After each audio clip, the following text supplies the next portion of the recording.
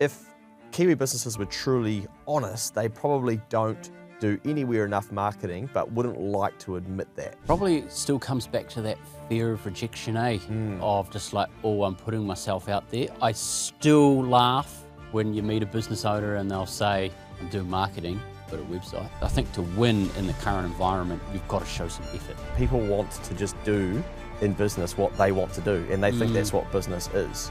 And if the market doesn't want it, like, it's not a business. It isn't going to work. We recently asked a number of business owners what they're doing to win work out there at the moment. And Phil, we thought this might inspire the odd person to take some action, but also maybe leave a comment on Spotify or even Apple Podcasts or YouTube these days of what they are doing to win work, to then inspire some other business owners as well. And as usual, the listeners, the consumers, are indeed action takers, because they have provided a treasure trove of things that they're doing to make things happen in their business, despite all the negativity that we're hearing about. I think it's tough for a lot of New Zealand business owners to accept that they probably don't do as much marketing as they need to. And as simple as marketing needs to be, is we need more people to know that we can solve a problem for the potential client. And often when I do planning with clients over 90 days, we're looking at who doesn't know that we exist, that needs to know that we exist. And recent examples have been flyer drops, they've been getting on the phone and talking to old leads, they've been getting on the phone and talking to past customers, looking at who we know that could introduce us to other people. But I think if Kiwi businesses were truly honest, they probably don't do anywhere enough marketing, but wouldn't like to admit that. Probably still comes back to that fear of rejection, of just like, oh, I'm putting myself out there. I still laugh when you meet a business owner and they'll say, I'm doing marketing, I've got a website. Yes. Or, oh, I'm about to update my website. And you're just like, great, cool, how much does that cost you? Oh, they're proud as punch to be able to say, $5,000, $8,000, whatever a website is these days. I don't keep up. And then the curly question that you then throw to them is like, okay, so who's going to see this website? And crickets, because they've just thought that the website is the answer to bring attention. And when people are looking for stuff these days, it's what, Google, and now we're hearing more and more of like AI search. Google doesn't know you exist, and if Google doesn't know you exist, or ChatGPT doesn't know you exist, well then no one else is going to. Yeah, I think a lot of the times we do marketing where we're waiting for them to search for us, but I think we're in a time, and have been for a long time, but where the content world is so much different, where you've got to build the awareness to start with, build some trust, and then when they're ready, they're going to reach out. What's that stat that you've raised on previous pods of like on a particular market size, there's X% that are only active buyers? It's normally like anecdotally 3%. Yeah, it's really low, Yeah. And then the others are just like meandering around, waiting on the sidelines, going, yeah, okay, cool, let's keep that up and then come back to it at some point in time. And that's why when we're talking about marketing, it's not necessarily trying to sell something, just continue to raise awareness that, oh, hey, I'm here, I exist. Yeah. And this is what these people are doing. So Blair says currently dropping 2,000 flyers a week. A week? With a free moose. Oof. I assume that means wild moose, the Canadian whiskey type drink maybe. Didn't have any of those in my uni days.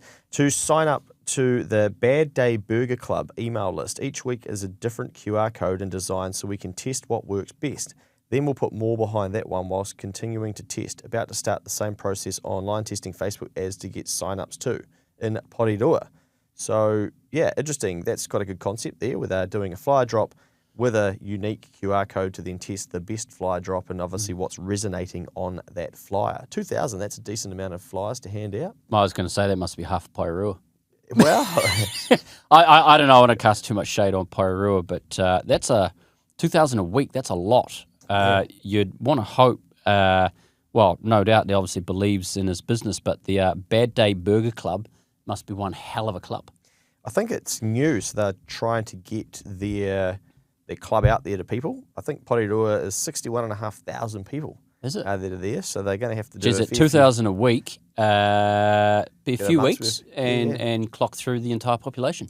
But I like this, they're doing something and they are incentivizing a sign up via something that's free. You're going to build a nice database of people doing that. I always worry these days with doing free giveaways, because you see people doing this on social media as an example, the types of people that you then attract. Yes. And are they actually eventual ideal clients? That's the downside to doing giveaways and free things, is that it can attract people that are constantly looking not to have to spend any money, when most of us business owners, unless people spend with us, we go broke. Timely, mate, because I have an example, and I'm the sucker. And the example is Air New Zealand. Get an email from them during the week, and it was I can't remember what the thing was, but it was just like, win your share of like $180,000. And I was like, what have I got to do? Just put my email address in and just go into the drawer? Like, fuck, I'll waste 30 seconds to give you my data you've already got.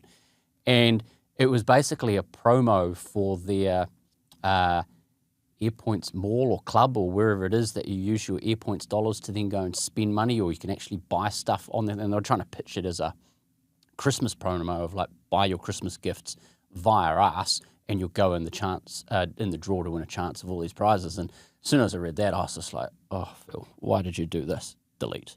I was going to say, I was surprised I've even got $180,000 to give away. Yeah, me too. Mind you, that's going to be, one salary of someone that are going to make redundant. Oh, you've been calling for that. This is Phil's big, what's it? I guess it's a prediction. Yeah. Keep an eye out in the media for how many roles get disestablished at ANZ. Air New Zealand. Sorry. Next 6 months, I reckon. ANZ's share price might be at an all-time high, whereas Air New Zealand's going the other way. Yeah, all-time low. Thank you. Are you thinking about buying a business, or maybe getting yours valued? At Next Advisory, we help you figure out what a business is really worth and guide you through a business purchase with confidence. Before you buy, visit nextadvisory.nz and book a time to have a chat with me. Tessa then says, oh, I'm actually a bid writer, Wellington, and I don't actually know what a bid writer is. We might have to Google that. This thread is my jam. For my clients, okay, so they're doing, I see, like writing bids, tendering. Yeah, Gotcha. RFPs and stuff. My clients, successful tendering is twofold. So now we're getting exposure to what somebody who's working on behalf of clients who is winning work is seeing. Relationships first. Most tenders are won before the RFP drops. Stay visible, stay top of mind. Gee, that's timely advice, isn't it? Gee, truth bomb right there. What have we been saying for how many years? Yeah. Quality proposals. When you decide to tender, make sure you stand out for the right reasons. This is probably applicable for people applying for jobs at the moment too. We're noticing a lot of people are saying that all of the CVs and cover letters coming through look the same. ChatGPT. Yep. So you just have, people will just always go to the path of least resistance. Oh, that's a good idea. I should use that too. Yeah. But then you just look like everybody else. Yeah. I continue to remind people that authenticity is so valuable because it allows you to stand out, and that is going to be more and more of what is needed to continue to get ahead. So answer the questions clearly, look professional, make it easy to evaluate. Bonus points if you've got a library of professional capability statements, project profiles, CVs, etc. So it sounds like showing that you really are professional and going the next level. The company's crushing it right now, consistently do both well. They're building relationships and showing up properly when it counts. Then she says, personally, I'm attracting leads through LinkedIn, adding people in my ideal industry and posting consistently. Most of my posts are educational with a hint of promo. In a couple of months, I'll be able to start reusing the content that's resonating and performing well rather than creating everything from scratch. Smart. I read that, got through that, and I read that last piece, and I was just like, wow. Must have been listening, obviously on her own accord, but essentially it's what you've been talking about and what we talk about a lot on this podcast, and to clients of just like, there's so many people on LinkedIn as an audience that you just need it. And working with another business owner who's based in the South Island, it was working with large corporates, and it's just like, okay, it's a tough market to crack. Just start and post content on LinkedIn, connect with these people, educate them, add value, and then add those subtle hints of selling, and then be consistent with it. And that's the key thing that Tessa has said. And they'll ultimately convert. And I think the comment that you made before about the use of ChatGPT with CVs and stuff, it's a bugbear, and we'll probably talk about it on another podcast, of just how low bandwidth, low rent, lazy some Kiwis are turning out to be at the moment, of just taking shortcuts and expecting the quick result. Whereas I think to win in the current environment, you've got to show some effort. Yeah. And I think that'll continue to only be more and more required as people start to lose trust due to AI and, you know, start to see everybody posting the same stuff and how easy that slop will become, and the authentic and the showing up and being yourself and genuine will win out. I think well done to the commenter for sharing that, and then for just the success that they are seeing themselves for the effort that they're putting in. Yeah, and I think I like that piece there too. You know, it's something that people that are creating content out there, go back through, get your top performing content and roll it back out. Yeah. You'll be blown away at how well it will work. I don't mean copy it word for word, but maybe change the title or change a different image, repost it. Yep. You'll be surprised you've done the hard work to do the content, so use it more than once. Abby says, this is so great. We are just trying to keep the trust marble jar going with a few key decision makers, keeping it simple as not to overwhelm people. Now, I know that they have executed a strategy on LinkedIn and messaged people at a pretty high level in terms of the people that they were speaking to, and flushed work out of it. So it can be done. James says, going to find people's problems, then offering to solve them. Love that. That's what business is, right? If you were to condense it down into a sentence, you've got to find people's problems, then offer to solve them. Too often, I think people want to just do in business what they want to do, and they think that's what business is. And if the market doesn't want it, like, it's not a business. It isn't going to work. And all too often, I see people trying to, you know, start a business, or they think that they're stuck at that bit, and it's like this big risk, and it's where do I start and what do I do? And you think you're on the wrong track already, because you're thinking so much about yourself and what you want to do. If the market doesn't want that, it's not going to work. And I think thinking so much about what the expectation is that you should be doing, and that reminds me that in recent months somebody booked a call, and it was a startup business, and I thought, well, I'll have the call just to help them out and set them on their way. And they have this great idea for a product, and we're just bogged down with all the unnecessary admin, non-value add stuff. And I'm like, great, you don't need a company. We don't need to worry about the tax man just yet, because you're not even in business. I said, this is an idea. Like, just start and go to the market and see if someone's going to buy it and test. They're either going to buy it or they're not going to buy it. And if they don't, there's your answer. So you don't need to worry about a company's office registration. You don't need to go and spend money on a website. You don't even need to go and engage an accountant, because you're incurring costs that aren't going to drive a dollar. It's actually going to try and make the dollar first. Yeah, it's interesting, because even if you do start the business and start the company, get the accountant, take out a lease, build the Instagram profile, whatever it is that you do, you're still going to have to go and try and sell the product or the service, and then get the answer of, do people actually want this?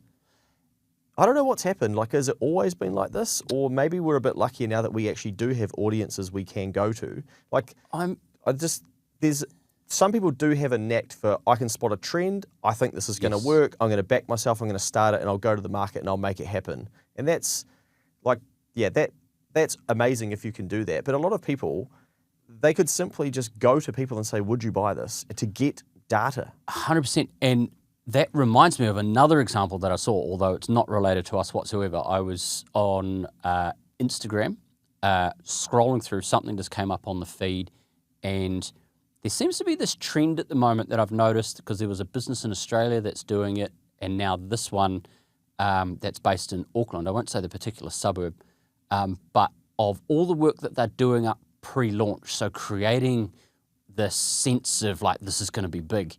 And these people have gone and it's kind of in the hospo industry. I don't know if you've seen it. I'm really curious to try and dig it out now. But they signed a lease. They're going through the fit out. They've got all the brand and all the stuff. And I'm like, cool, you're going to open a shop and you're going to start and sell something. You don't even know if somebody's going to come and buy it. And you've incurred all of these fixed costs. And knowing the hospitality stats and the suburb that you've opened up in Auckland, man, you've already got your back against the wall, because I'm not seeing anything there. And this is purely I'm not critical of them, of individuals, but just as a pure business and accounting and like profitability, is this going to be a return? Like, as a shareholder, if I was to invest, am I going to get a return? Like, I can't see how the numbers are going to stack up. I guess that's the unique insight that we do have being accountants, right? Is we know a lot of the industries, the margins that they operate at, the headwinds that they're going to have. Yep, great. Everybody gets excited about something new that opens, but can you sustain it? You know, how many garments do we need to sell? How many meals do we need to sell? How many coffees do we need to serve because you understand ground leases, the costs that can come, repaying the debt, all those sorts of things that people, well, we know that we don't have a high level of financial literacy in business, let alone, personal, let alone Personal business, yeah. Yeah, and so it kind of flows over. And so I think people just don't think about these things. Yeah, it'll be interesting. I'm looking forward to seeing if it pops back up in the feed, and then I'll go back and I was like, and I'll do a little bit more understanding of the business and go, right, let's just keep an eye on their journey and see how it plays out. Because it's building the hype, and it's like, great, excited for you. You're going on this journey. Great for you for having a crack at business. But one, taking on a lease, you haven't sold anything. It's in hospitality. It's in a suburb that does have some peaks and troughs in Auckland.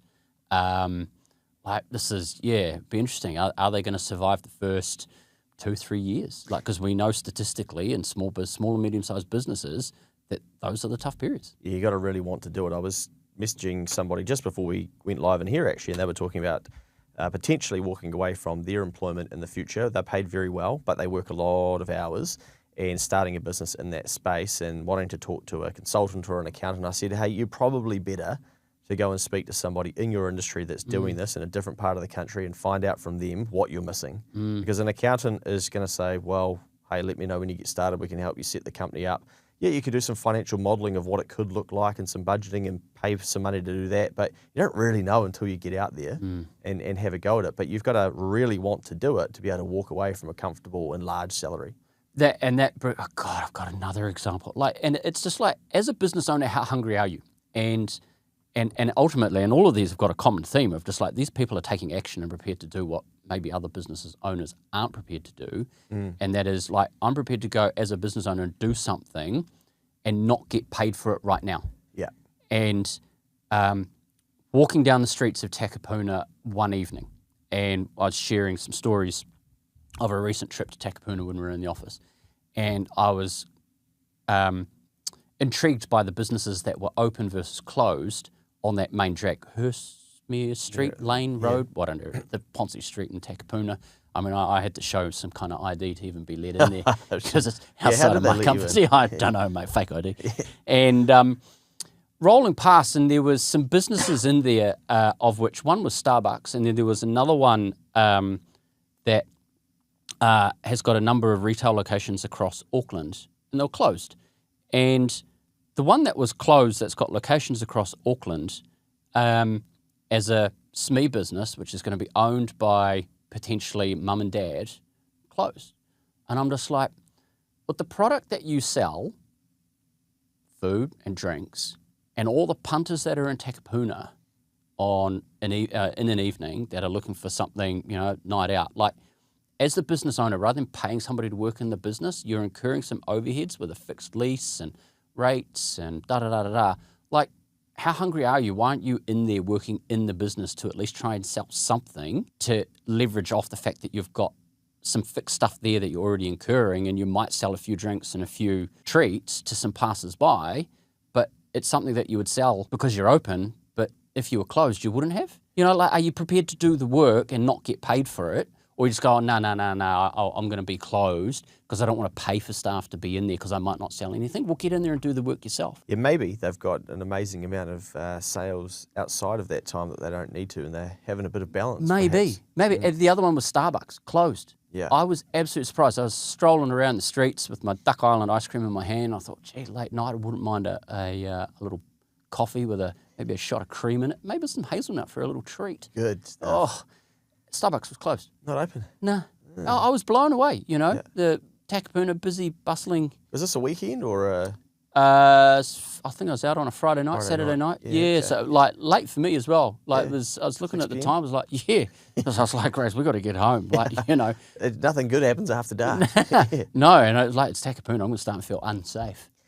So James went on to say, as an example, I drive around looking for commercial buildings that are in disrepair, and their rental and capital values could be significantly increased from cosmetic or more intense improvements. That's very smart, right? Because to start with, remember, James, you're going to find people's problems and offering to solve them. So now they're highlighting the value of fixing the problem.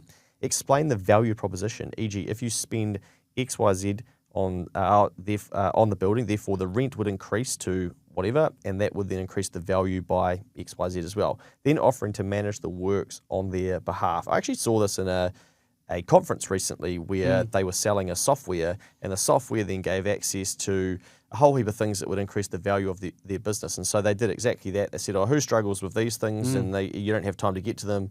Great, well, we've solved that problem. We've built it all for you. You just need to buy our software.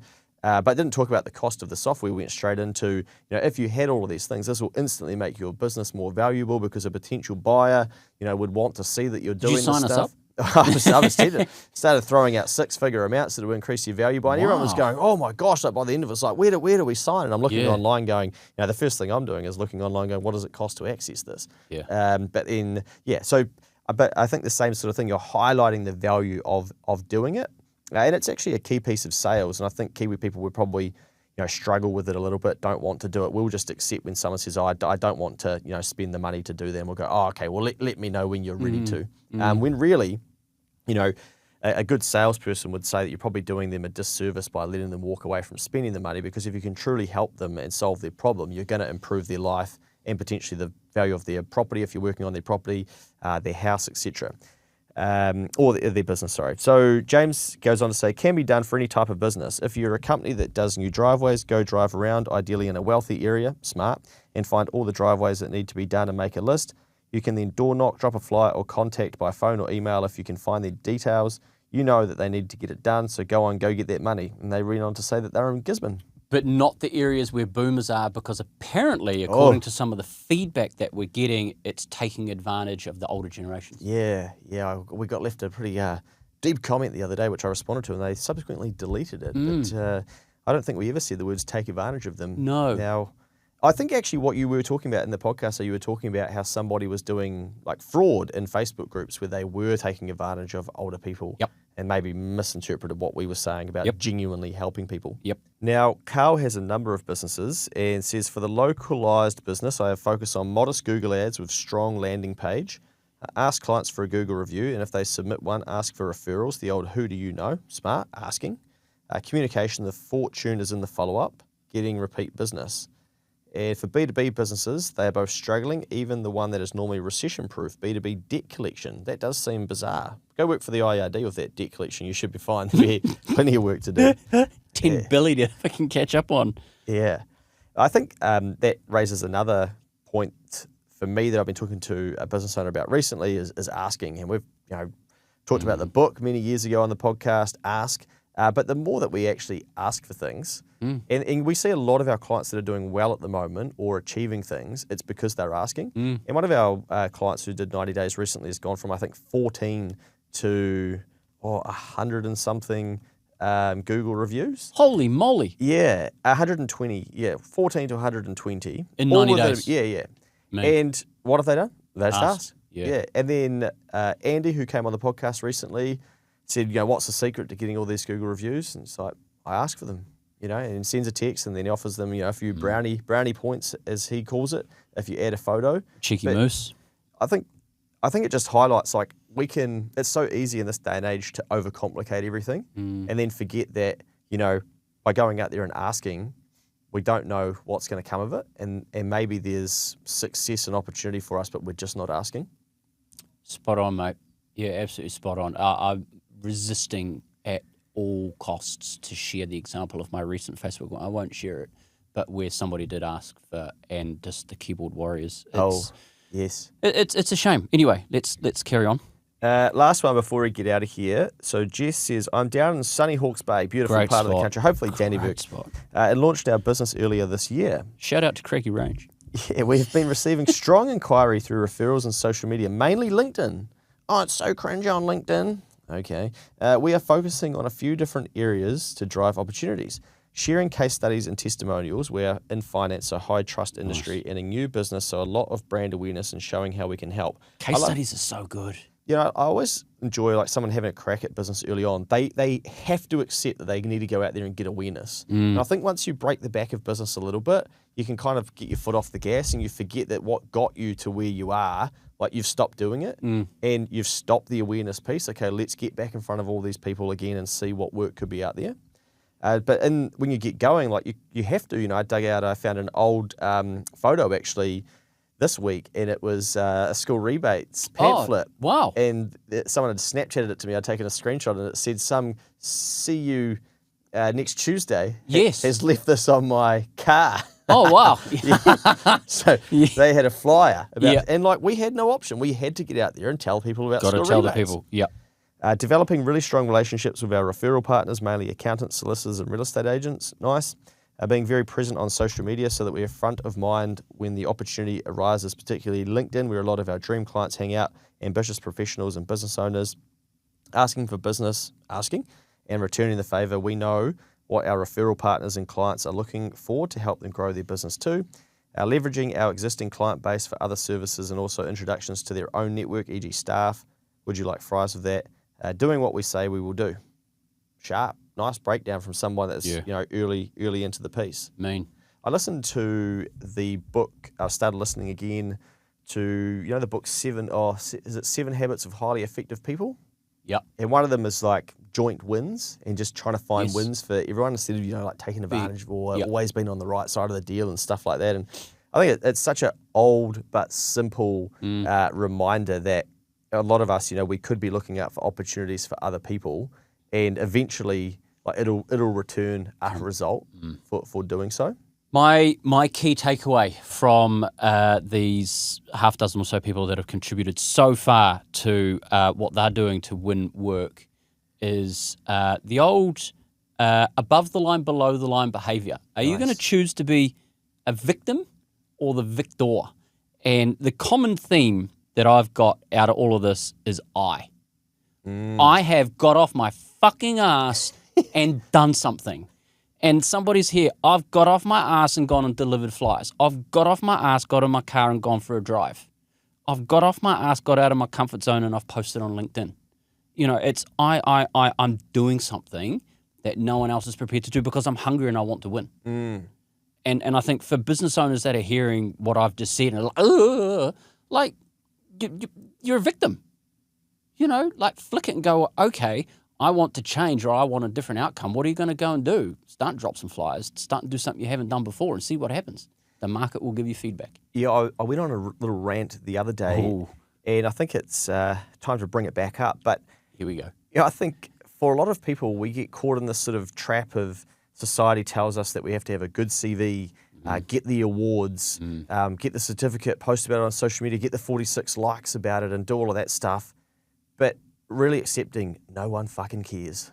And business is about solving problems for other people, but we get so caught up in ourselves and what we want to do, and we forget that literally business is as simple as what James is saying, going to find people's problems and offering to solve them. Like, it's not about you, it's about them. But the more you make it about you, and I'll get my website right first, I've got to use the right font and stuff, no one cares. Can you help me? Can you help me solve my problem? Yeah, those things are like important, but they're small tweaks and small improvements.